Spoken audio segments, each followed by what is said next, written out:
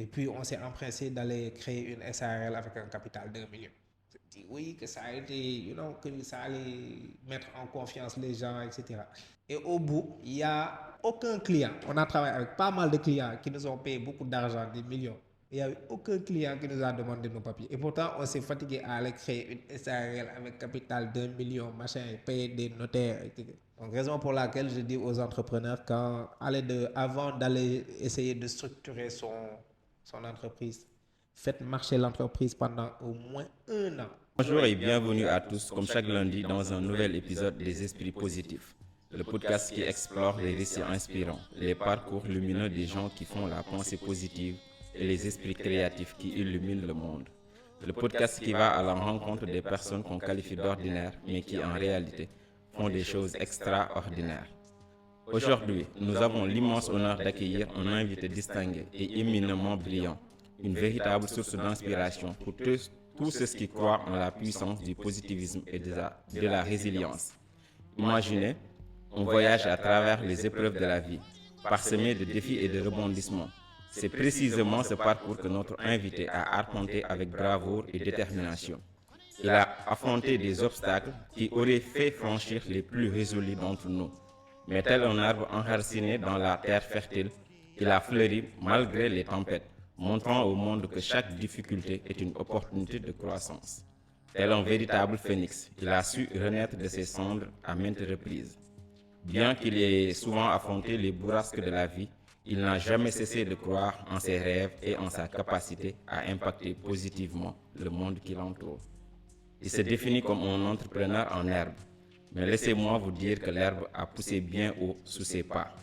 Avec une expérience enrichissante de la formation de plus de 1000 impacteurs à travers son entreprise, il a semé les graines du succès dans les esprits de nombreux aspirants à la réussite. À travers son agence de communication, Digital Expertise, il propulse les entreprises et les ONG vers de nouveaux sommets de visibilité et de notoriété. Sa vision claire et son expertise inégalée ont fait de lui un phare dans le tumulte du monde digital, guidant ceux qui cherchent à marquer leur empreinte dans le paysage numérique. Et comme si cela ne suffisait pas, il a étendu son influence avec Business Expertise, une filiale dédiée à l'accompagnement des entreprises vers le succès. Grâce à ses conseils éclairés et à sa bienveillance sans limite, il a transformé des idées en entreprises florissantes, semant ainsi les graines d'un avenir plus prometteur. Alors, arrêtez tout, gardez les oreilles et l'esprit ouverts, augmentez le volume de votre téléphone, car je vous promets que notre invité, vous allez dormir moins bête. On reçoit aujourd'hui Manu Arthur. Manu, merci d'avoir répondu à notre invitation et bienvenue dans l'Esprit Positif. Waaw Mohamed yoroo foofu benn junne ma jox ko quoi wala Mohamed, mais t'as dû. non c'est un peu émouvant parce qu'on ne m'a jamais présenté de la sorte, mais merci quand même. Et c'est très encourageant et merci pour cette marque de considération. Merci beaucoup, Dame, et à son équipe qui s'intéresse à ce que l'on fait. Merci. Tout d'abord, pour commencer, est-ce que tu as un esprit positif? Yes, oui, je dirais. Parce que pour moi, le positivisme, c'est une question de mindset. Et quand on a le bon mindset, euh, on se rend compte que tout ce qui se passe dans la vie, ce n'est pas un hasard. Euh, c'est c'est juste des expériences. Et c'est des expériences qui, si on les gère bien, nous permettent d'aller de l'avant. Donc, pour moi, dans la vie, tout est positif. Cela dépend simplement de comment est-ce qu'on prend les choses. On le sait, dans la vie et dans votre vie, votre vie n'a pas toujours été un long fleuve tranquille. Vous avez traversé des moments de difficulté. Est-ce que vous pouvez revenir sur ces moments-là? On traverse toujours des moments difficiles, c'est toujours le cas. C'est juste des difficultés qui sont différentes. Et bon, après, si on essaie de revenir, par exemple, à ma jeunesse, euh, parfois, par exemple, chez moi, c'était tellement compliqué que pour payer, par exemple, notre scolarité, c'était compliqué. Moi, par exemple, je me rappelle quand j'ai eu l'entrée en sixième à 11 ans, bon, j'étais conscient que c'était quand même très compliqué à la maison. Mes parents, ils tenaient à ce que je reste dans une école privée parce que pour eux, c'était beaucoup plus garanti vu qu'on sait qu'au Sénégal, que l'école publique se dégrade de plus en plus, qu'il y a plus de grèves, etc. Mais quand même, j'ai dit à mes parents que je tenais à aller dans une école publique et que je saurais gérer, que je m'en sortirais. Euh, Quand même, mon niveau a baissé. Mon niveau a baissé, mais quand même, je n'ai jamais repris une classe. Voilà. Je n'ai jamais repris une classe. C'était des moments compliqués et voilà quoi. On a vécu des périodes où même pour avoir 3 repas par jour, c'était compliqué. Euh, pour payer le loyer, c'était compliqué, donc on déménageait souvent. On déménageait souvent. Quoi encore, j'ai commencé à travailler très tôt, à 15 ans. Je me rappelle quand j'ai eu le BFM, au moment où beaucoup de jeunes pensaient à fêter, à célébrer leur BFM. Euh, voilà, d'autres qui se voyaient offrir une colonie de vacances. Moi, je n'ai pas eu droit à ça. Et je ne me suis pas plaint du tout. Au contraire, je me suis dit que voilà, l'année prochaine, je tiens à ce que, à payer moi-même, à commencer à régler mes scolarités en seconde, pour la seconde, à régler ma scolarité moi-même sans pour autant déranger les parents. Donc, j'ai commencé à travailler comme manœuvre maçon. À 15 ans, j'étais très chétif. Hein. Même je me rappelle le premier chantier où je suis allé pour demander du travail, l'entrepreneur qui gérait le chantier, voilà quoi, ça lui faisait rire. Parce que j'étais tellement petit, voilà quoi. Et il me dit, bon, finalement, voyant voilà, que j'étais très motivé, il me dit qu'il n'y a pas de souci, on te prend dans le chantier, mais tu ne vas pas soulever des briques de 15, on va te donner les petits briques, les sacs de ciment, on va les diminuer pour que tu puisses les porter, etc. Et c'est comme ça. Et il m'avait même proposé 1000 francs la journée, alors qu'à ces temps-là, un manœuvre maçon, c'était minimum 1500 et je me suis... Et voilà quoi, je lui ai dit non, mais pourquoi 1000 francs? Parce que normalement c'est 1500. Mais il me dit que toi, tu peux même pas porter une charge normale. On te dit de réduire les charges. En fait, on va te donner des charges réduites. Et on va aussi, l'après-midi, tu vas simplement faire le thé. You know? C'était quelqu'un quand même de très empathique, de très compréhensif parce que c'est un vieux qui a fait 18 ans en Italie. Et j'ai beaucoup, beaucoup appris de cette première expérience de travail et jusqu'à présent, voilà quoi, je garde de très bons souvenirs de ce monsieur qui m'a beaucoup impacté dans la vie quoi. Et comment vous avez pu épargner avec l'argent que vous gagnez par Yeah, jour? Parce que 1000 francs, c'est pas beaucoup, hein? yeah, avec 1000 francs, je me rappelle, je mettais tous les jours minimum 500 francs de côté. Je mettais tous les jours 500 francs de côté et avec les autres 500 francs, soit je gardais pour après m'acheter des habits ou bien je pouvais garder pour, je sais pas, manger quelque chose le soir ou bien le lendemain. Dans le chantier, m'acheter des beignets parce qu'il y avait des beignets bon, qu'on appelle bouffe le tout qu'on vendait à 50 francs plus du café. Donc après, le petit déjeuner, je le prenais à la maison. Et à l'heure du déjeuner, qui me trouvait au chantier, je m'achetais des beignets. 200 francs de beignets plus un café, ça fait 250. Après les 250, je pouvais le dépenser dans un Maïga le soir, quoi. Parfois, voilà, quoi, si j'ai envie de manger autre chose, voilà, de manger autre chose le soir que le dîner qu'il y a à la maison. Et je me rappelle aussi, j'avais mis de côté de l'argent et c'était la première fois que je perdais autant d'argent parce que j'ai intégré une tontine. Dans cette tontine-là, tu verses tout ce que tu as et à la fin de l'année, on compte simplement l'argent que tu as versé, qu'on te redonne. Quoi. Parce que il y a des types de tontines où la somme versée est fixe tous les mois et il y a d'autres types de tontines où tu verses tout ce que tu as et à la fin de l'année, c'est-à-dire tout le monde, on donne à tout le monde, tous les participants leur argent en même temps et chacun à la hauteur de ce qu'il a cotisé. Et malheureusement, par la suite, la personne qui gérait la tontine a eu des problèmes financiers et elle a déménagé. Elle est partie avec notre argent. Bon, moi, dans cette tontine-là, j'avais mis un peu plus de 35 000, entre 35 000 et 40 000. C'est de l'argent que j'avais mis de côté grâce au, au- à mon travail dans le chantier là. Et puis, elle est partie avec l'argent. Bon, après, j'ai essayé de la retrouver. Bon, elle m'a rendu un peu moins de 10 000 francs. Après, j'ai dû laisser tomber parce qu'elle était dans des galères où moi, je savais carrément qu'elle n'allait pas pouvoir me rembourser l'argent. Et j'ai appris, ça a été ma première grande leçon de finance.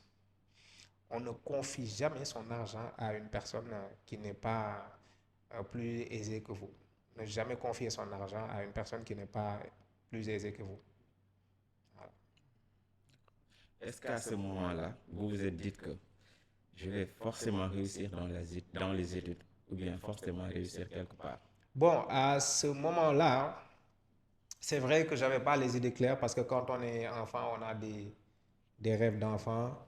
Like, à un moment donné, je voulais être journaliste parce que oui, c'est des métiers c'est des métiers qui sont, c'est des noms qui sont très beaux, quoi. Journaliste, avocat, douanier, machin, architecte.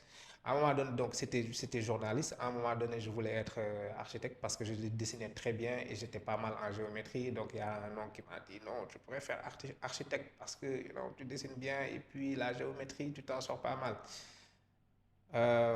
Et après, par la suite, en terminale, c'était quoi? C'était diplomatie. Pourquoi la diplomatie? Parce qu'un diplomate, il voyage beaucoup. Un diplomate, il a un bon salaire. Et puis, voilà, quoi. Avec ton passeport diplomatique, tu vas là où tu veux, quoi. C'était ça le rêve. Et donc, j'ai commencé à faire des efforts en anglais. Mon niveau n'était pas très bien. Et puis en terminale, j'ai commencé, sachant qu'en terminale, c'est en terminale que j'ai décidé de faire la diplomatie. J'ai commencé à travailler l'anglais. Donc mon niveau était passé de médiocre à passable. Et je suis allé à l'université, à l'UCAD. Et une fois à l'université, c'est là où la désillusion s'est produite, quoi. Parce qu'après, moi, pour faire diplomatie, c'est juste un petit examen que tu passes, tu es apte, et puis après, on t'explique, quand on t'explique un peu comment est-ce que l'examen de l'ENA se passe, et je me suis dit que voilà, quoi, c'était du n'importe quoi. 30 000, 50 000 ou bien 100 000, 100 000 participants qui veulent faire un concours, on te dit oui, on va prendre dans les 100 000, 50 000 ou whatever, on va prendre 30 personnes ou maximum 50 personnes. Dans les 30, 50 personnes, il y a des gens qui vont passer parce qu'ils ont des relations, etc. Et après, il y a voilà, une petite partie qui va passer par mérite. Là, je me suis dit que je n'allais pas entrer dans ce système-là. Et voilà quoi, j'ai commencé à tenter des choses, de petits business à côté. Et puis, euh, le, ça a confirmé ma fibre entrepreneuriale. Et par la suite, je me suis dit que la voie, c'est ça, quoi. La voie, c'est l'entrepreneuriat. Tant qu'on y est, vous parlez de l'école. Quelle est votre conception de la, la, de l'école actuelle, le système scolaire? Mais elle ne sert pas à grand-chose.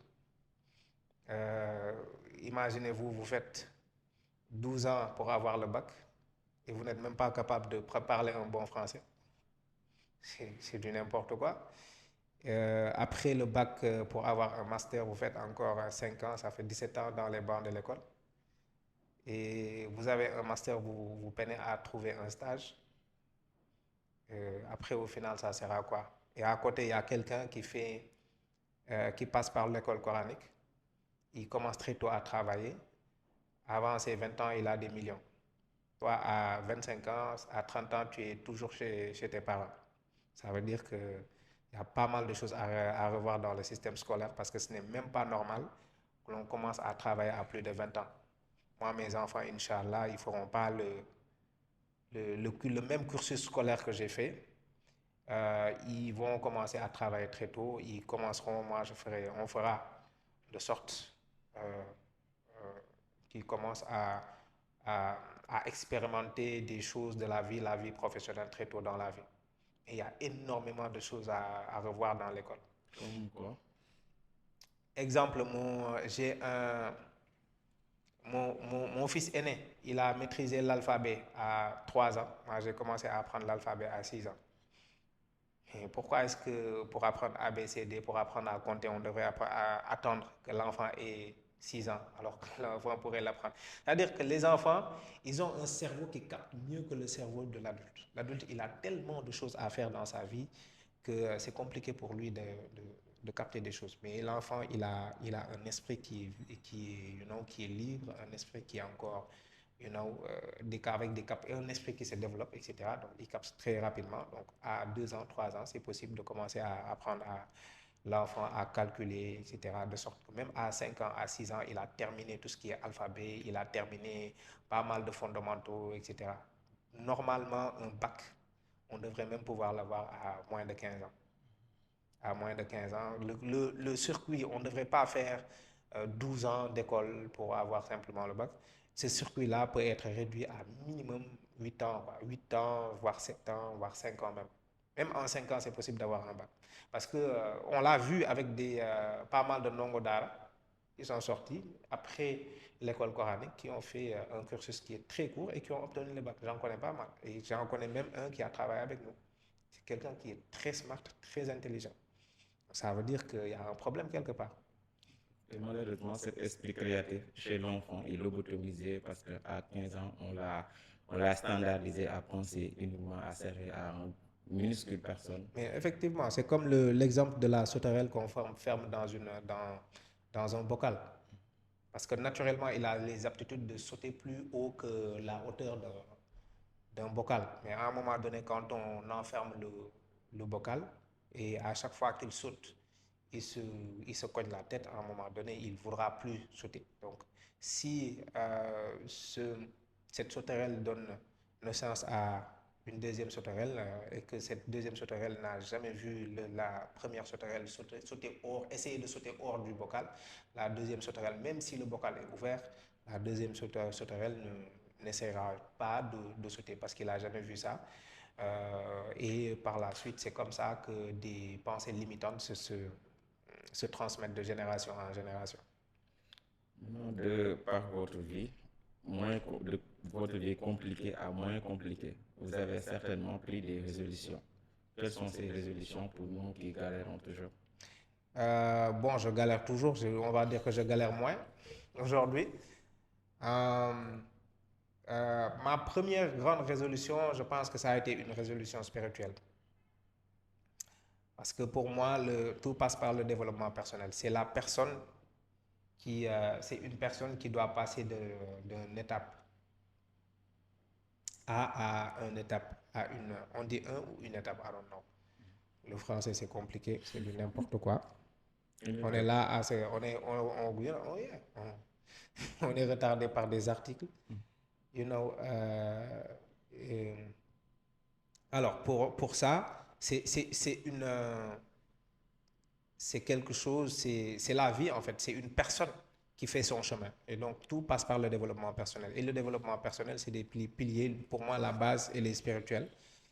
Tout part par la spiritualité. Moi, j'étais quelqu'un bon, je dirais pas fêtard, mais j'ai connu ce monde-là. J'ai connu le monde du jet set, mais plus en tant qu'entrepreneur, quoi. Parce que j'ai organisé des soirées, de grandes soirées, les plus grandes soirées de Dakar.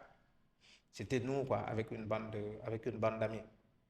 J'ai expérimenté ça.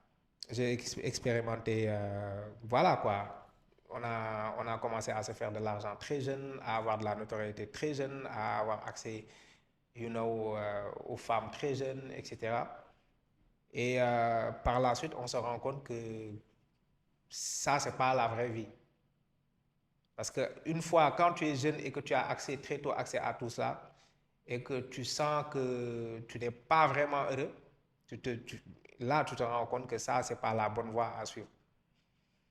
Et même l'argent que tu gagnes dans ces expériences-là, c'est-à-dire, c'est compliqué d'investir dans des choses qui, après donne dans, voilà quoi, qui parviennent à se fructifier. Tu investis dans des choses, mais c'est des choses après qui tombent en haut. C'est des choses qui se gâtent et tout. Donc tu te rends compte que ça, c'est pas vraiment de l'argent. Et je n'aimerais pas développer, fonder une famille avec ce genre d'argent qui vient des événements, de la musique, des soirées, etc. Et j'ai commencé à faire des recherches, quoi. Donc, j'ai commencé, moi, je n'étais pas musulman. Je suis devenu musulman en 2017. J'ai commencé à faire des recherches, à lire les livres saints, etc. Et c'est comme ça, en lisant, que, voilà, quoi, naturellement, j'ai retrouvé ma voie dans l'islam et je suis devenu musulman en 2017. Et pour moi, la première grande résolution a été une résolution spirituelle et ça a totalement changé ma vie. Automatiquement, le stress a disparu de ma vie. Jusqu'à présent, j'ai de, you know, on a de, parce qu'en fait, quand on grandit aussi et quand on se développe dans la vie, etc., comme on dit, more money, more problem. Même quand on se fait plus d'argent, on a plus de problèmes. You know. C'est des problèmes qui sont à la hauteur à notre hauteur, en fait. Euh, euh, et c'est comme ça que, voilà, le stress a disparu. Le stress a disparu. Et les résolutions après, parce que pour moi, la spiritualité, c'est un lifestyle. C'est pas une question de... Les gens font parfois, les gens confondent spiritualité et religion. C'est pas la même chose. You know? Euh, la religion, c'est une voie vers la spiritualité. La spiritualité, on peut avoir plusieurs voies vers la spiritualité, ou bien plusieurs moyens d'y accéder, ou bien, etc. Mais la religion, c'est une voie vers la spiritualité. Et la spiritualité, pour moi, c'est un lifestyle. Et dans ce lifestyle, c'est un lifestyle qui t'impose, par exemple, d'être très matinal, de te lever très tôt, euh, de ne pas traîner dans des endroits inutiles, de ne pas fréquenter des gens qui ne t'apportent rien du tout, de ne pas passer son temps à faire des choses qui ne t'apportent rien du tout, de ne pas, c'est tout un lifestyle en fait, de travailler parce que, comme on dit, c'est-à-dire, jaamu yàlla, c'est un tout en fait. Même le fait de travailler, c'est une partie intégrante de la spiritualité. Comme j'aime bien citer, moi j'aime pas trop citer les auteurs français, mais c'est un livre qui m'a bien marqué, le livre de Voltaire, Condit, où il disait que le travail, où il dit que le travail éloigne de nos trois grands mots les vices, l'ennui et le besoin. Aujourd'hui, s'il y a énormément de gens qui font du mal, qui passent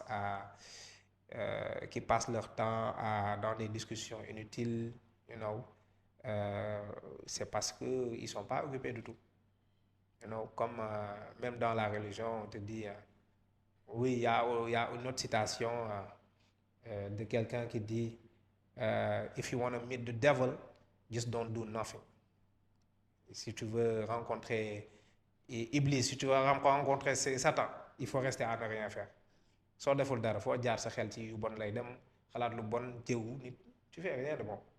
Mais quand tu es occupé, tu n'as pas le temps de faire du mal, tu n'as le temps que de produire et de faire du bien et d'impacter positivement dans la vie des gens. Et pour moi, tout ça, c'est des choses qui sont incluses dans la spiritualité. Et donc, pour moi, la plus grande résolution, le plus grand changement, la plus grande disposition que j'ai prise, c'est une disposition spirituelle qui m'a conduit à faire pas mal de choses, qui m'a conduit à arrêter d'aller dans des soirées, à arrêter d'écouter la musique, à arrêter de traîner dans des restos, à arrêter de gaspiller mon argent n'importe comment, à arrêter, de faire pas mal de choses, quoi, à même arrêter de regarder la télé. Moi, je ne regarde pas la télé. Chez moi, il y a un grand écran comme ça, mais il n'y a même pas le câble. On était abonné voilà quoi, on était abonné à une câble de la place, mais il n'y a plus d'abonnement. C'est smart, et c'est-à-dire, nous, on va sur Internet, les enfants, ce qu'ils regardent, on choisit ce que les enfants regardent, et nous avons aussi la possibilité de choisir nos contenus comme on le veut. Mais on ne regarde pas la télé parce qu'à la télé, il n'y a rien du tout. Ils sont là juste pour abrutir les gens. C'est des séries toute la journée, la musique, clip et tout. Et après, regardez, même le... Est-ce que vous êtes déjà allé chez... Moi, personnellement, je suis entré dans pas mal de maisons de personnes qui sont très riches. Vous voyez jamais la télé allumée à longueur de journée. Eux, la télé, l'écran de télé, c'est une décoration. Ouais. Ils ont les plus grands écrans, mais c'est jamais allumé. Parce qu'ils n'ont pas le temps. C'est juste une déco dans le salon. Mais après, regardez, vous allez dans les maisons où c'est vraiment compliqué, où ils ont besoin de se faire de l'argent, d'aller travailler pour se faire de l'argent. C'est là où la télé est allumée toute la journée. Le matin, émission matinale. Midi, il y a émission. Tout le temps. Soir, même quand tu dois aller dîner, te reposer, dormir très tôt pour te lever tôt, il y a des programmes télé. Et c'est pire encore, mais il y a le mois de Ramadan qui arrive dans moins d'un mois ou bien, c'est ça, quoi. Le mois de Ramadan, tu as des programmes de télé jusqu'à 3 heures du matin. C'est comme si le mois de Ramadan, le lendemain, les gens ne vont pas aller travailler. Mais c'est comment? Moi, j'ai rien compris. Alors que c'est durant le mois de Ramadan que les gens devraient se lever encore beaucoup plus tôt pour aller travailler et venir dîner tôt et puis aller dormir tôt. Mais c'est juste que c'est comme si les gens faisaient simplement un switch. On va passer la nuit à manger et à regarder des trucs, etc., à traîner. On va passer la journée à dormir. Ils font juste un changement. Bon, au final, on ne comprend pas. Mais après, c'est la télé qui nous abrutit comme ça. Parce qu'avant, du temps de nos grands-parents, quand il n'y avait pas, je ne sais pas, d'électricité, où les gens n'avaient pas de télé, etc., mais on dîne avant la nuit. Avant Timis, avant le crépuscule, on met le bol pour le dîner. Tout le monde mange du Timis et puis tu prépares la nuit. Voilà, du Timis après reer, donc te dit. Et maintenant, les reers maintenant à la maison, le dîner à la maison, c'est dans beaucoup de maisons, c'est après 22 heures. Tu, tu manges après 22 heures. Tu n'as même pas le temps c'est-à-dire, soit tu n'as pas le temps de digérer, tu vas te coucher avec un ventre plein. Au final, toute la nuit, tu passes la nuit à faire des cauchemars. Après, bu ñu xëyee nga naan non tel dîner dugg fi génn fi fekk tu as juste le ventre plein. Et alors que tu aurais pu dîner très tôt, et digérer une heure de temps et aller dormir et avoir un bon sommeil. Du coup, tu vois des personnes qui dorment 10 heures de temps, ils se réveillent, mais c'est comme s'ils n'avaient pas dormi. Donc moi, je ne comprends pas. Le sommeil de qualité, ça existe. Il y a des gens qui dorment mal actuellement avec 5 heures du matin, 5 heures de temps de sommeil. Je suis très bien. Pourquoi? Parce que je me débrouille pour avoir des sommeils de qualité. Et un sommeil de qualité, voilà. C'est-à-dire qu'on ne va pas aller se coucher avec un ventre full plein. On ne va pas manger du n'importe quoi la nuit. C'est tout un lifestyle. Et pour un entrepreneur, il est crucial de développer son intelligence. Je parle de l'intelligence financière. Et comment un bon entrepreneur doit faire pour développer cette intelligence? Regarde, aujourd'hui dans la vie, bon, surtout quand on vit dans une ville, le système aujourd'hui, il est fait de sorte que tu ne peux pratiquement pas faire grand-chose sans argent. La table, ça coûte de l'argent. On a mis la clim, ça coûte de l'argent. Les écrans, les micros, la caméra, tout ce qu'on porte, ça coûte de l'argent. On ne l'offre pas, etc. Donc après, si on n'est pas bien financièrement, on a une vie qui est très déséquilibrée. Et c'est-à-dire quand on se réveille sans avoir des soucis de oui, qu'est-ce que je vais manger aujourd'hui, comment est-ce que je vais faire pour payer telle facture, il y a tel problème, etc. Ces problèmes de base là. Parce que pour moi, manger, boire, dormir, avoir où se loger, ça c'est des besoins primaires, quoi. Et si on se réveille avec des problèmes liés à des besoins primaires, mais on ne vit pas. Ce n'est pas une vie, ça. Et ce n'est pas normal du tout.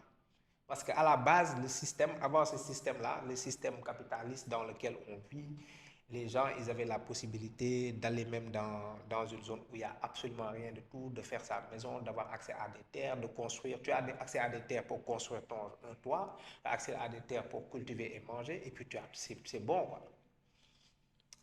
Donc, sachant qu'on est dans un monde où on ne peut pratiquement rien faire sans argent, il est bon de se cultiver, de se cultiver intellectuellement pour savoir comment accéder à ces fonds-là et comment bien les gérer, comment bien les structurer et de sorte qu'on puisse réaliser des projets de vie que l'on veut. Et après, quand on parle d'intelligence financière, c'est des piliers en fait. Dans un premier temps, c'est important de faire la différence entre richesse et argent. Les gens, parfois, ça c'est une personne qui est très riche. Et une personne peut avoir 1 milliard et être pauvre. Pour le comprendre, regardez juste, vous connaissez pas mal de joueurs des joueurs de foot, bien des sportifs qui gagnaient des millions d'euros, machin. 5 ans après, ils n'ont rien du tout. Et c'est-à-dire, tu les croises maintenant dans la rue, tu as pitié d'eux. Ils avaient de l'argent, mais ils n'étaient pas riches.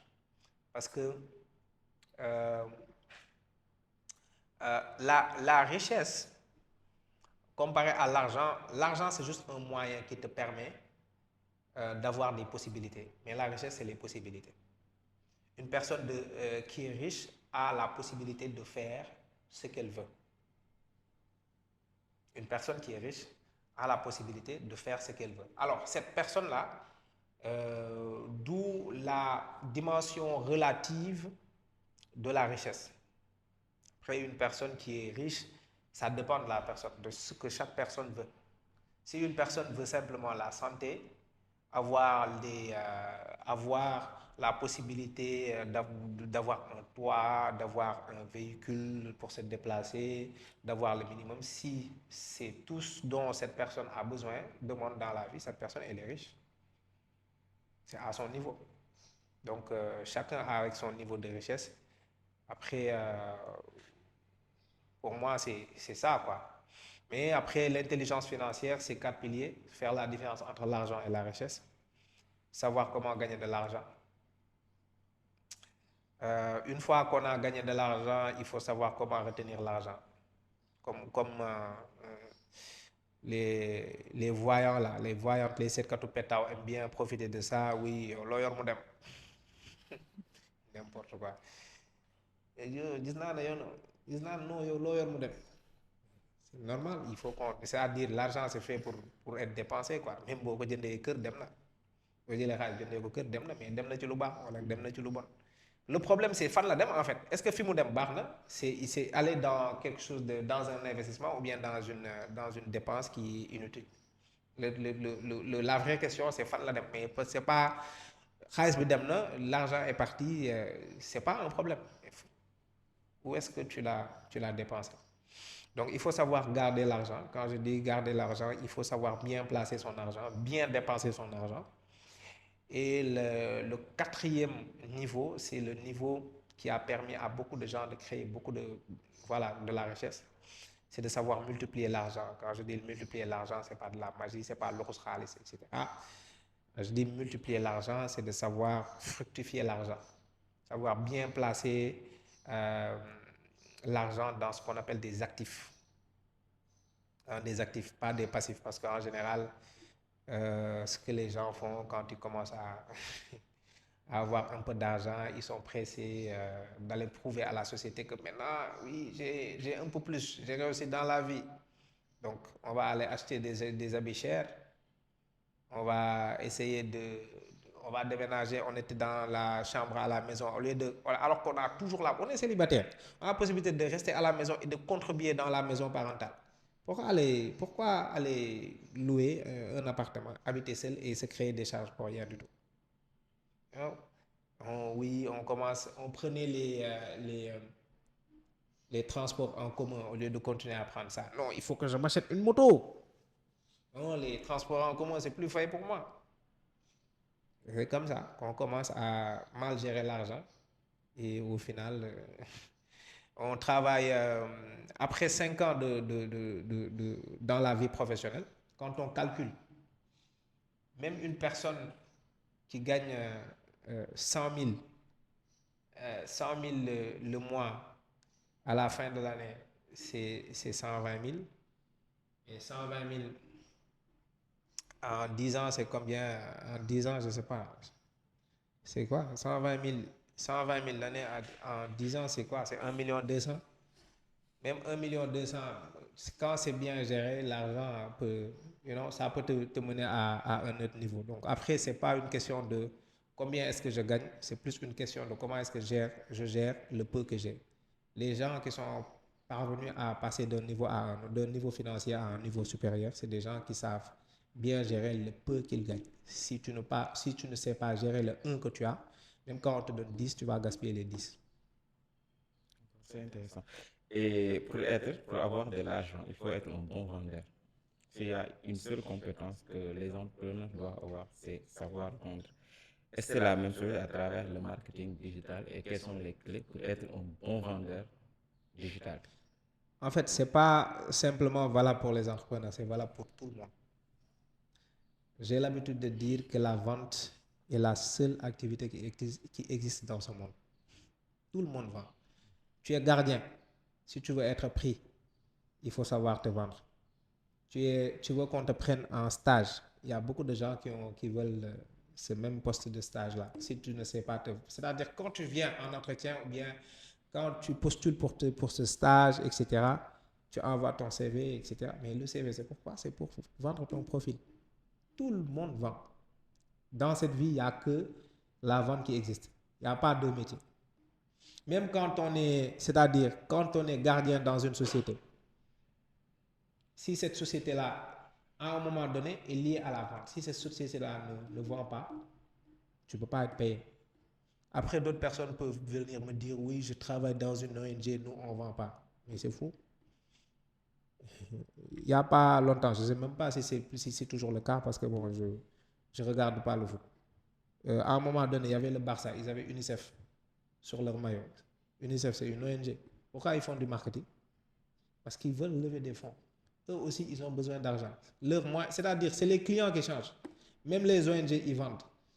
Et l'UNICEF, ils viennent en Afrique, ils photographient des enfants, ils vont dans des zones compliquées, etc. Ils vont construire des trucs, ils prennent en photo, ils font une communication. C'est pourquoi? C'est pour attirer d'autres bailleurs qui mettent plus d'argent. Donc, ils vendent à des structures qui leur donnent de l'argent. C'est-à-dire qu'ils font des choses pour avoir plus c'est-à-dire c'est juste les clients qui changent, mais c'est aussi des vendeurs. Ils ont besoin d'argent. Parce que quand tu fais une activité et que tu as besoin que des gens mettent de l'argent dans cette activité pour que cette activité marche, tu es en train de vendre. Et donc, même quand on est dans le marketing digital aussi, tu as une activité, sans argent, l'activité ne se développe pas.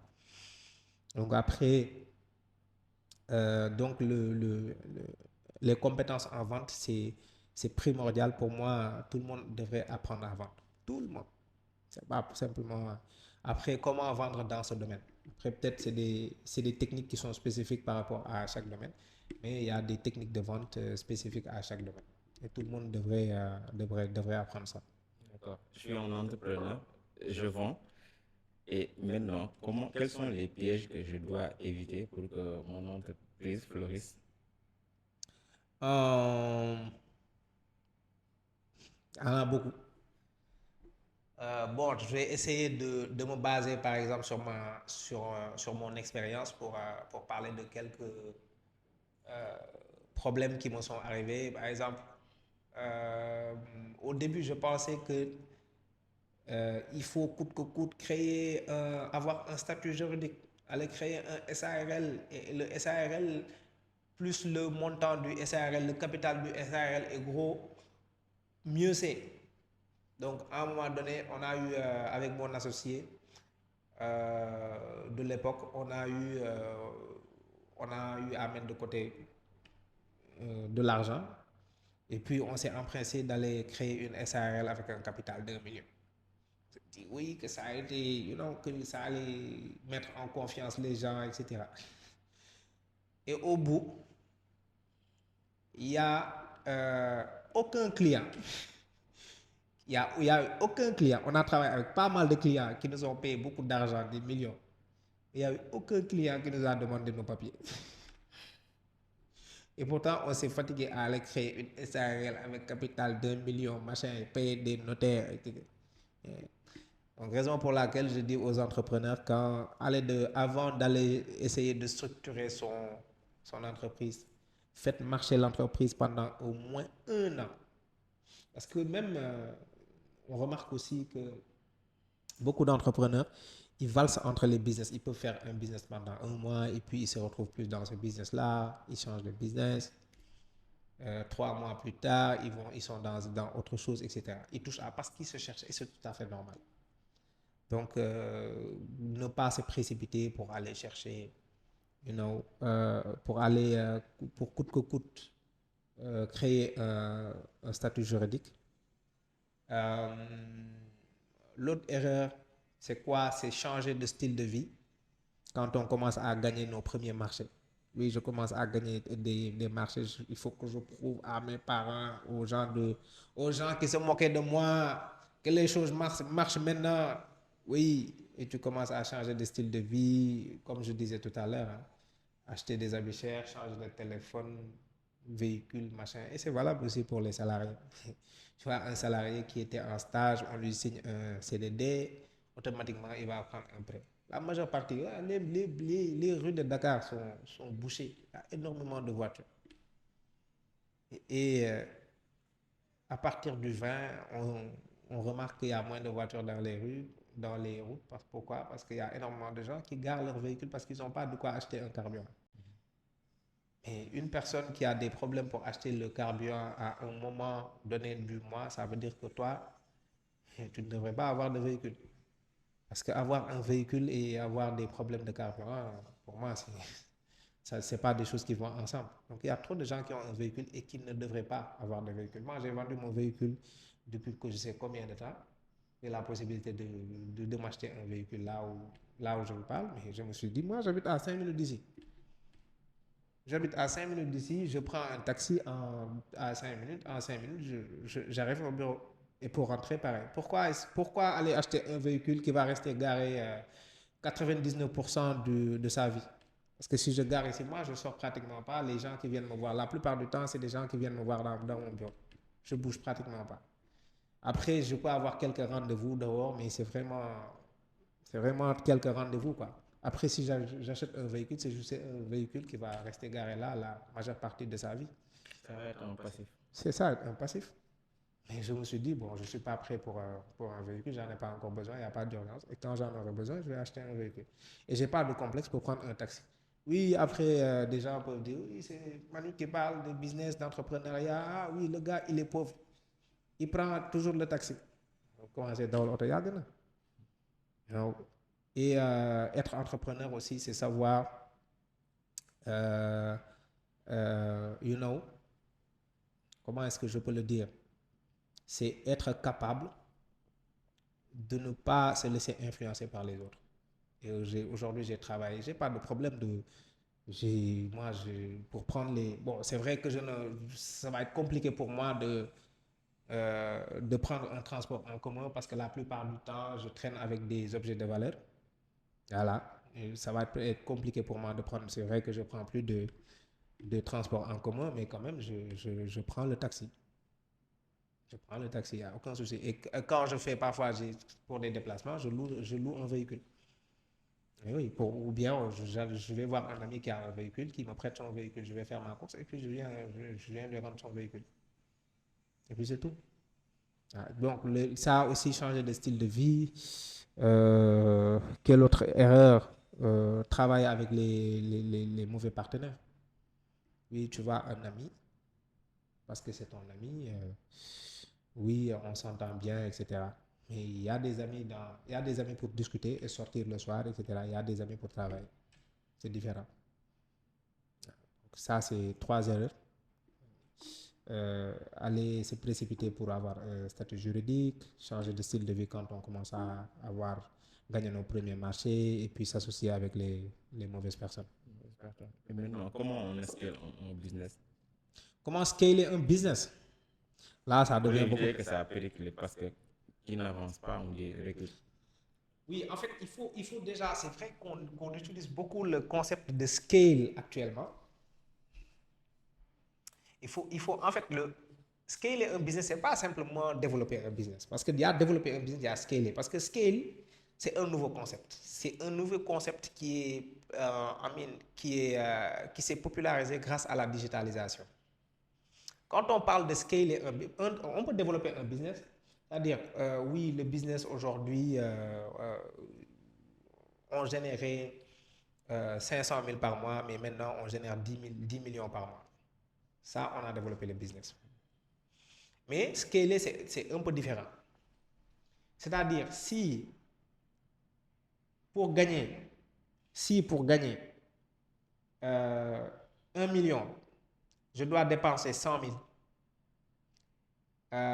et pour gagner 10 millions, mes dépenses doivent aussi augmenter fois 10. Là, je suis en train de développer simplement mon business. C'est-à-dire, pour gagner 100 000, il faut que je dépense. Pour gagner 1 million, il faut que je dépense 100 000. Donc, pour gagner 10 millions, il faut que je dépense 10 fois plus. Ça veut dire qu'il faut que je dépense 1 million. Là, je suis.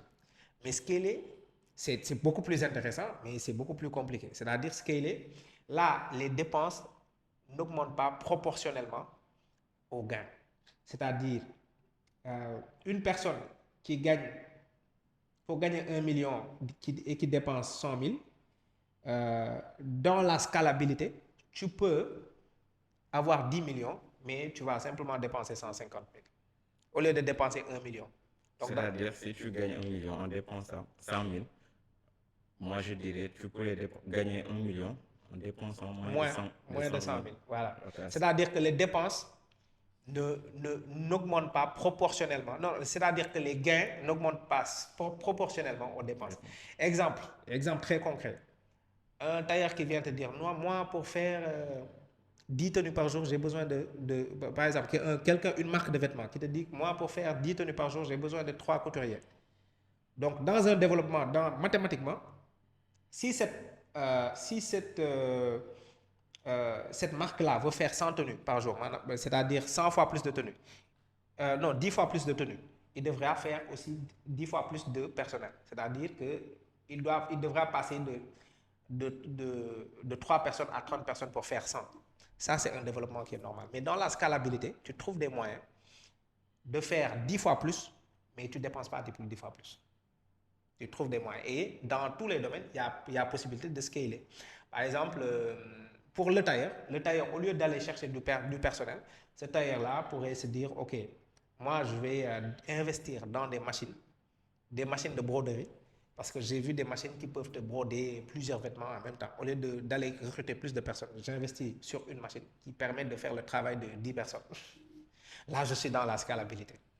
Et aujourd'hui, cette scalabilité, elle est encore beaucoup plus accessible aux gens grâce à la digitalisation. Parce que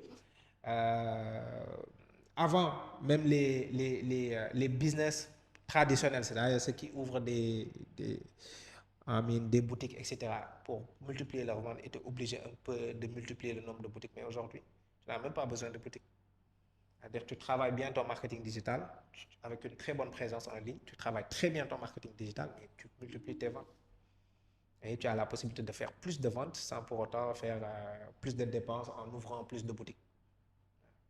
Et un salarié qui va épargner, pour lui conseiller la règle de 10% le mois.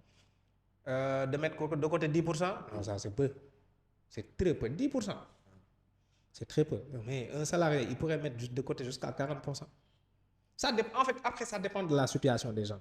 On peut pas, c'est-à-dire, l'épargne, elle dépend de la situation de la personne. C'est-à-dire, on ne peut pas dire à la personne, oui, il faut forcément mettre 50%. Il y a des gens qui sont dans une situation qui leur permettent d'épargner même plus de 50% de leur salaire.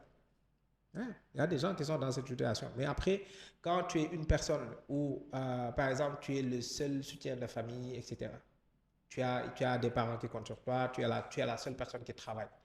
Bon, après, à cette personne-là, on pourrait dire, oui, essaye de faire ton possible pour mettre de côté 10%. Parce que c'est compliqué, tu as à ta charge d'autres personnes. Mais imagine, toi, tu es seul. Tu es célibataire, tu es seul, c'est-à-dire tes parents ne t'imposent rien du tout. Ou bien, tu as même parfois des gens qui ont commencé à travailler en tant que stagiaires, qui perçoivent un salaire, qui sont à l'extérieur, mais les parents continuent toujours de leur envoyer de l'argent pour, pour leur location, etc. Ça, c'est des gens, après, voilà, qui peuvent même épargner plus de 50% de ce qu'ils perçoivent. Ça dépend de la situation des gens. Mais dans tous les cas, il faudrait, on a toujours la possibilité de mettre quelque chose de côté. Peu importe la somme que l'on touche. Et après, le secret pour l'épargne, c'est quoi? C'est, pay yourself first. C'est-à-dire, avant de commencer à dépenser, mets d'abord de côté. Parce qu'il y a beaucoup de gens qui disent, oui, moi, j'ai même pas assez pour payer, pour régler tous mes problèmes. Mais même quand tu as 1 milliard, tu ne peux pas régler tous les problèmes. C'est pas possible.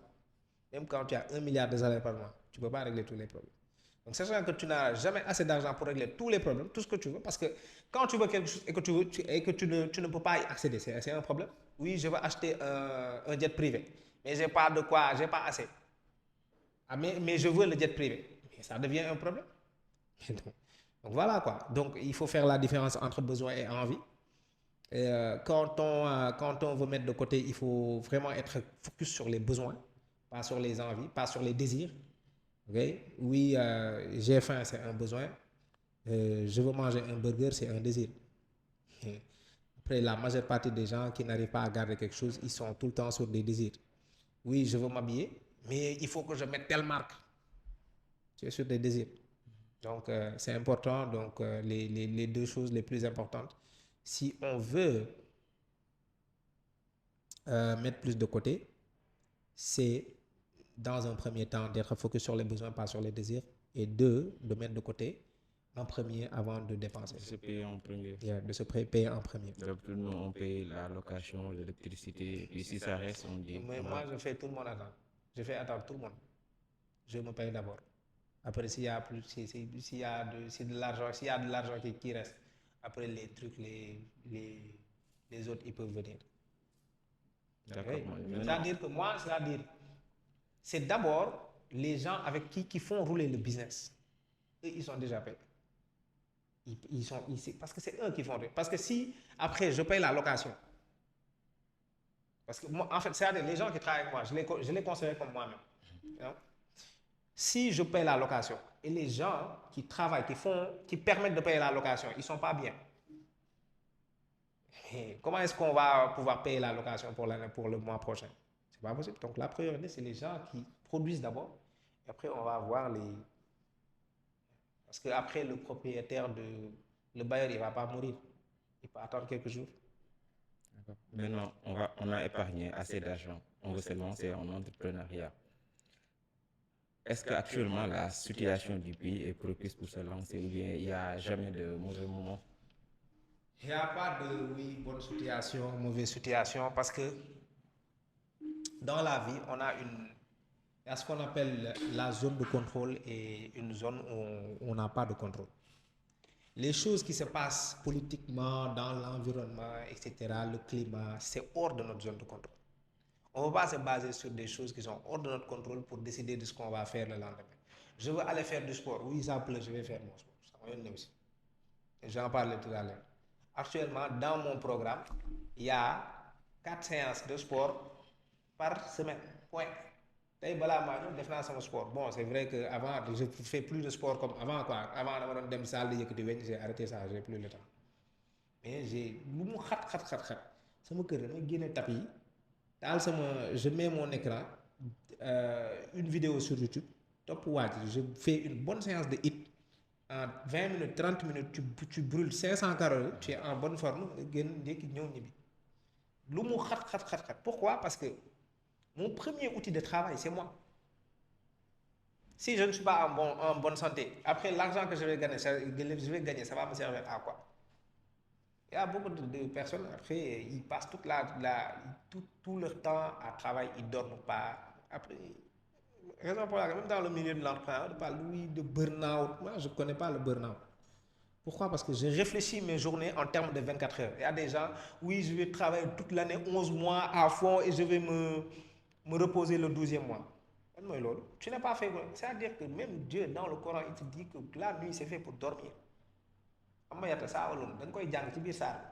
La nuit, c'est fait pour. C'est-à-dire, l'humain, c'est comme un téléphone. Il y a des moments pour recharger les batteries, il y a des moments pour fonctionner. Alors, quand tu réfléchis en termes de journée, c'est-à-dire que oui, je cale bien mes heures de sommeil, les heures de travail, les heures pour faire ceci. J'organise ma journée. Après, tu n'as pas besoin même de prendre 2 jours pour le week-end. Mais voilà, ça c'est du n'importe quoi. Même Dieu dans la Bible dit oui, j'ai fait le monde en 6 jours. Le 7e jour, je me suis reposé. Bon, on sait que Dieu, il ne se fatigue pas. C'est juste pour nous apprendre que oui, après tu peux prendre une journée pour toi, esprit de, te reposer un peu, mais 2 jours, week-end, samedi, dimanche, tu travailles que 5 jours. Et même le vendredi, on sait que oui, les gens travaillent à moitié. Ils travaillent après la mosquée, les gens, c'est fini. Même les jours normaux, les gens, après Euro ils sont low. Dans toutes les mois, je suis consultant dans pas mal d'entreprises. Après le déjeuner, mais les gens, ils sont low. Ils sont out. Donc, pour moi, c'était quoi la question encore? Le moment propice pour se lancer en Non, il n'y a pas de moment propice. Lance-toi, après, voilà, quoi. Fais ce que tu as à faire, n'attends personne. Oui, le pays, etc. Après les problèmes politiques, là, il va y avoir d'autres problèmes. La vie a toujours été comme ça. C'est jalonné de problèmes. Après, il y a de plus grands problèmes, il y a de petits. Mais il y a des gens qui se sont fait beaucoup d'argent durant le Covid. C'est-à-dire que c'est dans les moments où on dit que oui, c'est compliqué, etc., que beaucoup de gens se sont fait de beaucoup d'argent. Il y a même des entrepreneurs, j'ai un ami qui les taquine, il les appelle les entrepreneurs Covid. C'est-à-dire que c'est des gens qui ont réussi à se faire connaître durant le Covid. Durant les moments difficiles, ils se sont fait de l'argent. Comme Jeff Bezos, il est devenu l'homme le plus riche du monde. Donc c'est à toi de t'adapter. On s'adapte. Il y a Darwin, le connard là, excusez-moi du terme, c'est le gars qui a dit l'homme vient du singe. Charles Darwin. Bon, on n'est pas d'accord avec lui, mais je suis quand même d'accord avec lui sur le fait qu'il a dit oui, dans ce monde, on s'adapte ou on disparaît. Et c'est tout à fait. Il y a des espèces qui ont disparu parce qu'ils n'ont pas pu s'adapter. Il y a des business qui disparaissent parce qu'ils n'ont pas pu s'adapter à l'ère du digital. Et c'est comme ça. Il y a Covid qui est là, il y a des restrictions. Tu ne sais pas s'adapter, tu t'adaptes, tu vas mourir. Il y a tension politique, tu t'adaptes. Tu essaies Hier, j'ai publié une vidéo sur comment gérer son business en période de crise. Et j'ai parlé, j'ai donné des exemples, parce que là, par exemple, il y a par exemple coupure de données mobiles, ça ne fonctionne pas parfois. Il y a TikTok qui est bloqué, on te dit oui, interdiction de circuler des motos, etc., etc. Comment gérer? Parce qu'après, tu mets en place des éventualités et tu te dis, ok, au cas où ils font ça, moi, qu'est-ce que je vais faire? Non. Failing to plan is planning to fail. Si vous ne planifiez pas, mais vous allez droit au mur. Les gens, ils planifient pas. Ils vivent au jour le jour. Je vais être entrepreneur, mais oui, je veux vivre au jour le jour. C'est pas possible. Tu es entrepreneur, c'est-à-dire tu gères. Même quand on n'est pas ça, c'est un humain, il devrait pouvoir gérer sa vie. Parce qu'on entreprend notre vie. Un business, c'est une partie de notre vie. Mais on doit entreprendre sa vie. Ça, c'est valable pour tout le monde. Et vous pouvez partager avec nous une expérience qui vous a marqué dans votre carrière? Bon, après, dans ma carrière, il y a plusieurs expériences qui m'ont marqué. Mais bon, après, les plus belles expériences, c'est des expériences où j'accompagne un jeune entrepreneur qui se développe, quoi.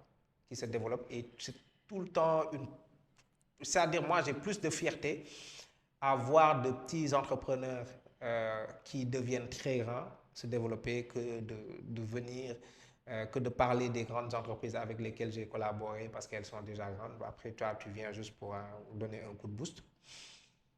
On peut parler il est devenu maintenant un ami, mais voilà, quoi. Lui, il était chez lui, il avait juste une machine, il a commencé par un petit showroom, Puis on a commencé à travailler petit à petit, on a mis en place des stratégies. Au début, il n'était pas forcément 100% convaincu par le pouvoir du digital. Bon, aujourd'hui, voilà quoi, c'est tout. À chaque fois, voilà quoi, quand il m'annonce quelque chose de grand qu'il réalise, voilà, je suis content. À un moment donné, il s'est retrouvé avec deux showrooms plus un atelier où il y a plus d'une quinzaine d'employés. C'est devenu une grande marque de la place, quoi. C'est une grande marque de vêtements de la place que beaucoup de gens connaissent. Beaucoup d'influenceurs, de grandes personnes, ils mettent cette marque-là. Et quoi encore, je me rappelle aussi le jour où il m'appelle Ahmadou, parce qu'il m'appelle Ahmadou, quoi. Ahmad, quoi. C'est mon nom musulman. Yeah, j'ai acheté une voiture, j'ai acheté un véhicule, quoi.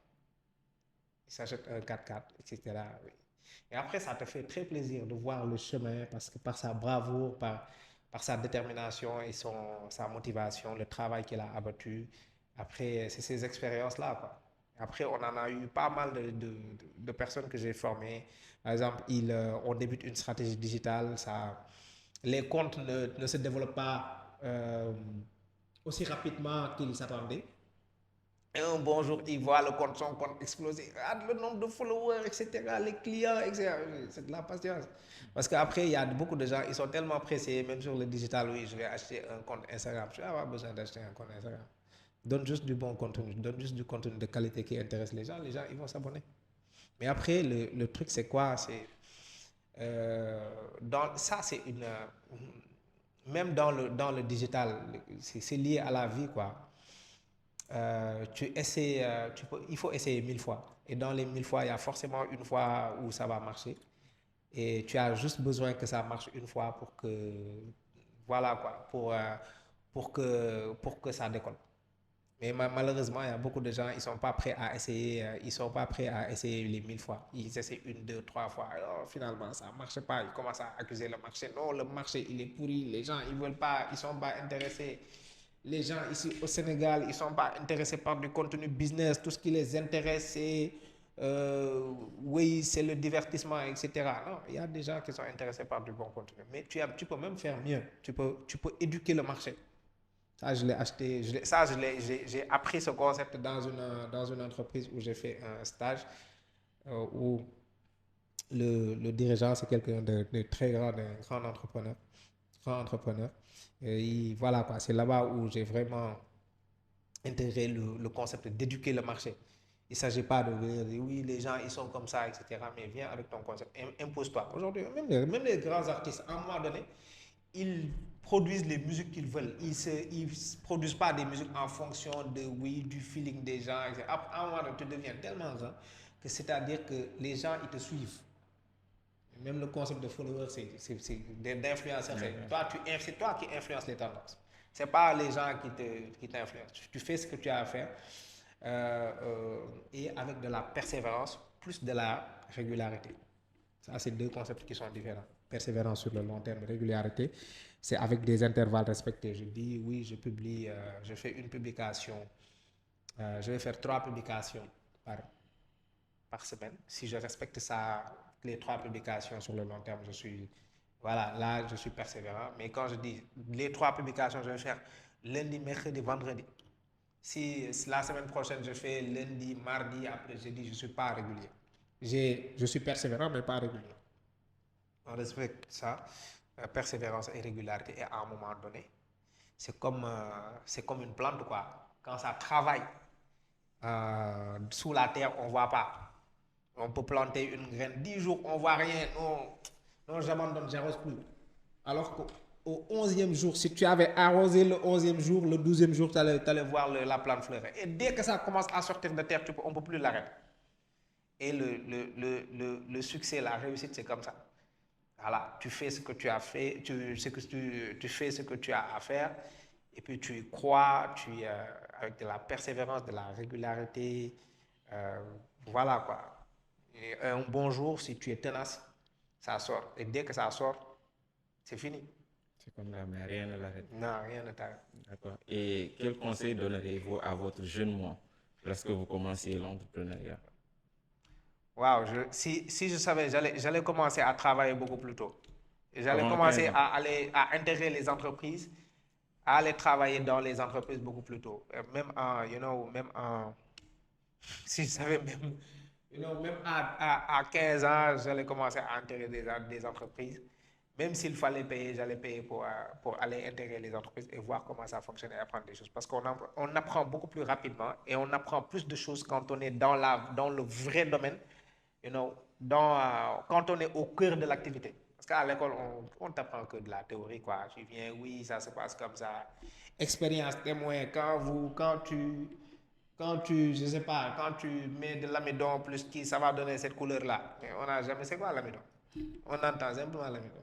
Et Quand liqueur tu feuille. mets, oui, quoi? Liqueur feuille. Oui, liqueur feeling, mais je sais pas. Moi, je sais toujours pas de quoi il s'agit.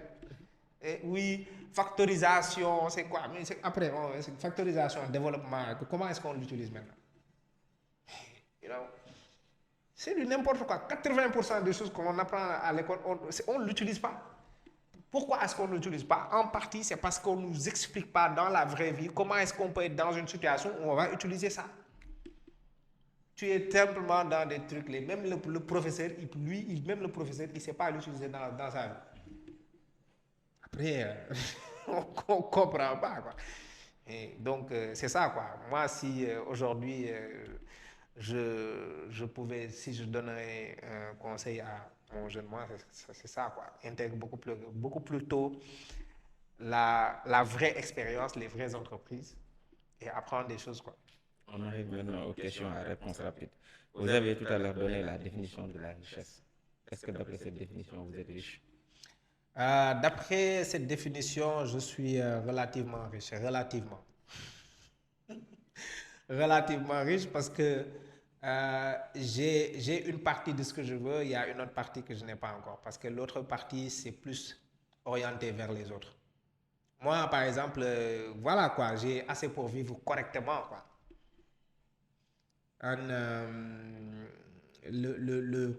Pour moi, ce qui pourrait vraiment me rendre riche, c'est de pouvoir permettre à des millions de personnes de changer de vie, quoi. De changer de vie financièrement. Parce qu'après, moi, même la partie agence digitale, c'est en train de. Je suis moins focus sur cette partie-là. Je suis beaucoup plus focus sur la partie business expertise. Parce que sur la partie sur la partie digital expertise, on accompagne des entreprises qui se font déjà de l'argent, etc. Mais bon, après, pour aider des gens, tu as besoin d'argent. Donc, on a un business expertise qui nous permet de rouler, de faire de l'argent, etc.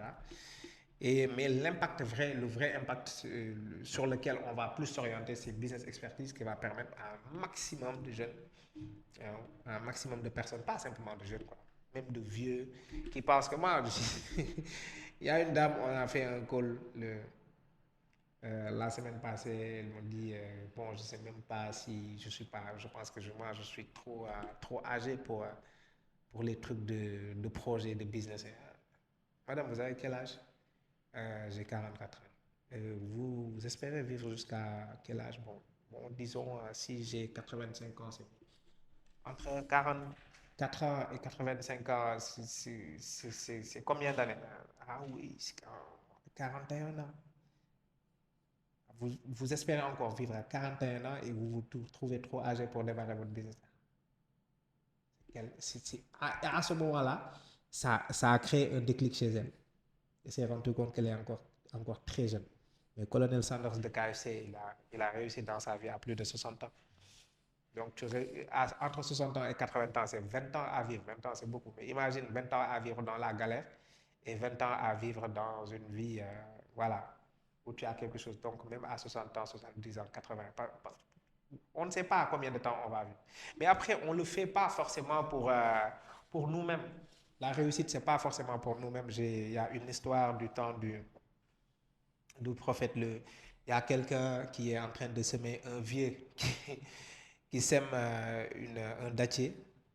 Il y a quelqu'un qui vient, mais pourquoi est-ce que tu te fatigues à semer un dattier, sachant que le dattier, quand il sera grand, tu ne seras même plus là. Et le vieux lui dit, si les gens qui nous ont précédés, s'ils avaient réfléchi comme toi, tu n'aurais pas retrouvé ces dattiers ici. J'aime que ça. Comment aimeriez-vous que les gens se souviennent de vous? Comme quelqu'un qui a impacté positivement la vie des gens. Si aujourd'hui était la fin, est-ce que vous seriez content de votre passage sur Terre? Content, bon, je dirais pas. Bon, je serais reconnaissant. Je serais reconnaissant, mais content, je ne dirais pas content. Mais je serais très reconnaissant parce que c'est une chance de vivre, quoi, d'avoir vécu, voilà, quoi. C'est une possibilité que Dieu nous a donnée. Donc, il faut toujours être reconnaissant. Si vous avez la possibilité d'écrire un message et que tout le monde le voit en même temps, ce serait quoi? Apprenez. Iqra. jàng rek iqra point jàng mooy c'est la clé de tout. Parce que moi-même aujourd'hui, moi je ne peux pas aider une personne, ou bien je ne peux pas, je dirais pas aider, je ne peux pas accompagner une personne à changer de vie si cette personne ne veut pas apprendre, si cette personne n'est pas coachable.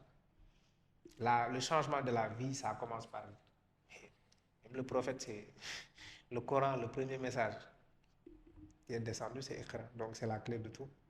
Ton plus grand regret? Bon, j'en ai pas. C'est Parce que que c'est tout ce que j'ai vécu, c'est des expériences, et puis les expériences, c'est fait pour qu'on apprenne des choses. Regret, j'en ai pas. C'est parce que si on n'avait pas vécu ça, on n'aurait pas retenu la leçon. Sans leçon, on n'aurait pas eu le niveau maintenant qu'on a pour prendre des décisions. C'est que vous détestez le plus chez les Sénégalais? Chez les Sénégalais, bon, je dirais pas les Sénégalais, quoi, parce que moi, je vois tout le monde comme des humains. Parce que nous, on a tendance à penser que oui, oh, c'est les Sénégalais ou bien les Maliens ou bien les Algériens qui sont spécifiquement comme ça. Moi, je ne pense pas à ça parce que l'humain, c'est l'humain, quoi. Après, quand on apprend la psychologie, on se rend compte que, voilà, quoi, c'est des réactions qui peuvent... Tout dépend de l'éducation qu'on a. Parce que parmi les Sénégalais, les gens ne réfléchissent pas de la même manière. Tu vois, des gens qui réfléchissent d'une manière tellement opposée d'autres personnes. Et puis tu te rends compte que ce n'est pas forcément une affaire de nationalité, c'est plus une affaire de l'expérience, de ce que la personne a vécu, de son éducation, de pas mal de choses, quoi. Et qu'est-ce qui revient le plus? Qu'est-ce qui revient le plus par rapport à En quoi? termes comportementaux, et que vous déplorez? En termes comportementaux, l'hypocrisie. Ici, mais quand je dis l'hypocrisie, c'est dans presque tous les domaines, quoi. Dans le domaine religieux, dans le domaine politique, dans le domaine économique, dans tous les domaines, quoi. Tu vois, c'est-à-dire, je sais pas, quoi, mais pour moi, c'est l'hypocrisie, quoi. Un livre qui vous a marqué? Globalement, tous les livres que j'ai lus m'ont marqué, parce que, bon, oui, tous les livres que j'ai lus m'ont marqué, et chacun m'a marqué différemment. C'est comme moi, c'est-à-dire les livres, c'est comme les relations humaines, quoi. C'est-à-dire toutes les personnes que j'ai connues dans ma vie, elles m'ont marqué, et chacun d'une manière particulière. Mais après, je peux donner des exemples, quoi. Le livre de James Clear, euh, euh, euh, euh, comment s'appelle le livre là encore? Un rien peut tout changer. Okay? Un rien peut tout changer de James Clear. Non, 10X Rule, c'est puissant, c'est fort, de Grant Cardone. Et une personne que vous aimeriez qu'on invite dans l'esprit positif?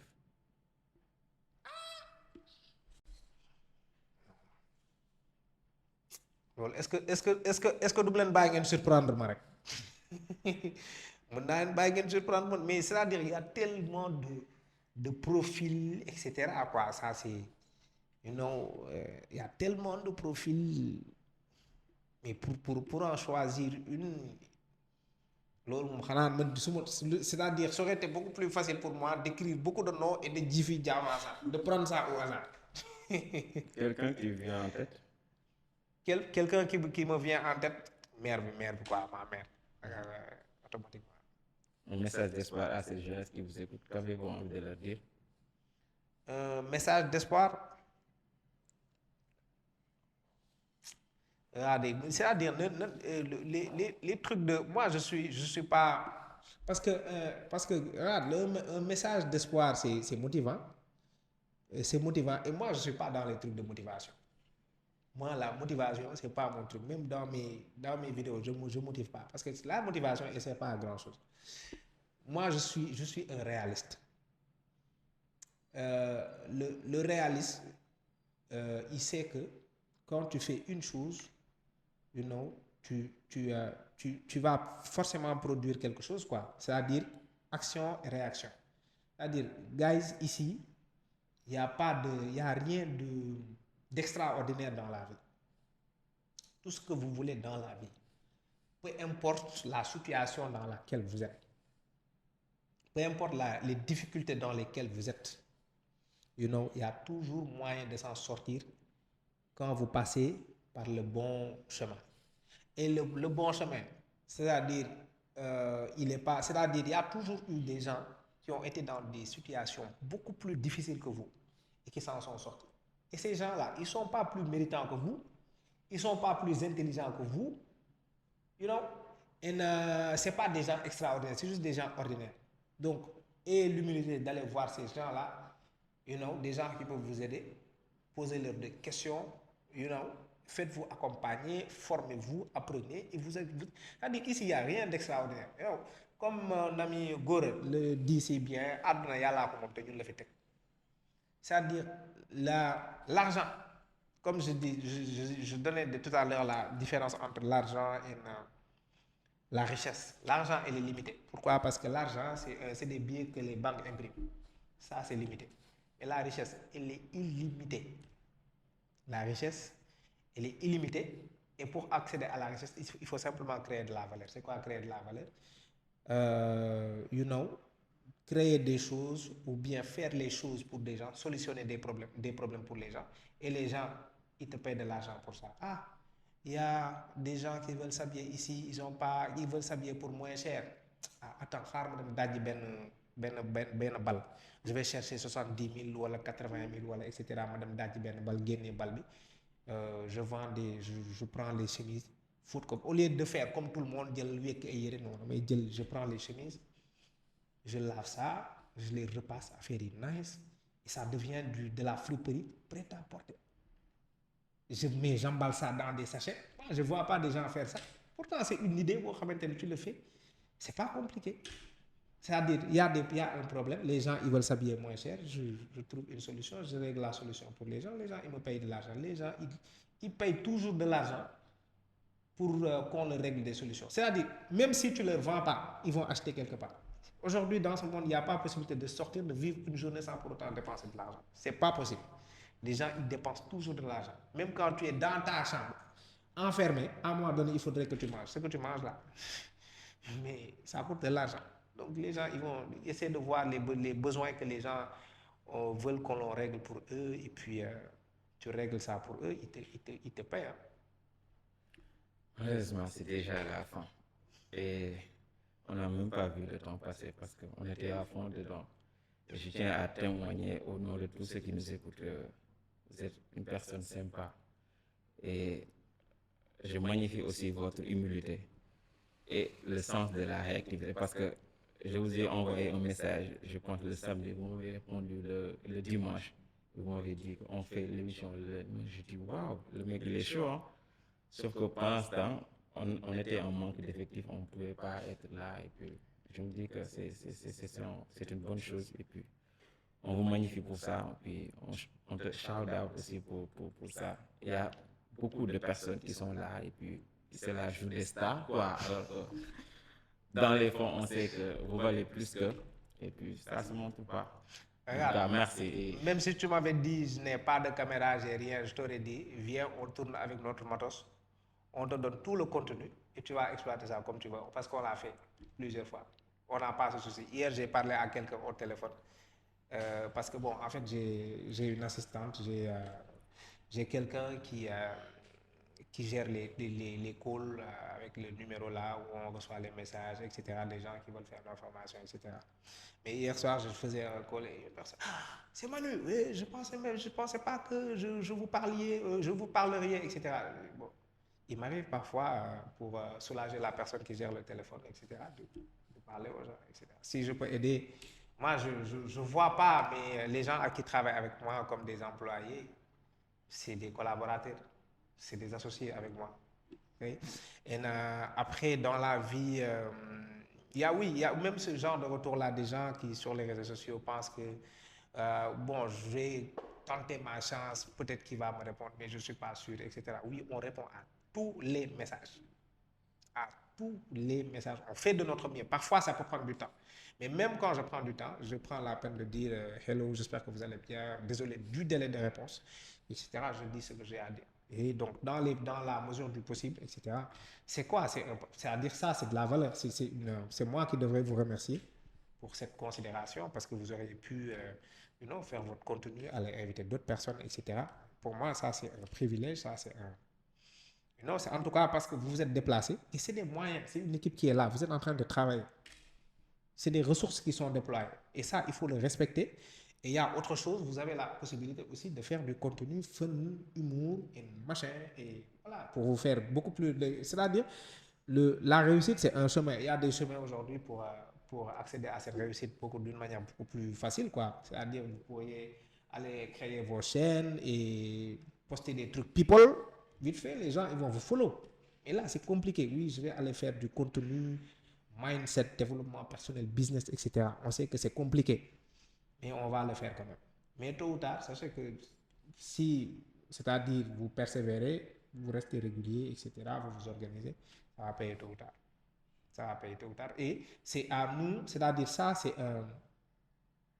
une mission, quoi. Là, vous êtes en mission. Et la mission, pourquoi elle est noble? Parce que euh, vous êtes en train de changer l'esprit des gens positivement, quoi. D'où le nom esprit positif. Donc, moi, je vous encourage beaucoup.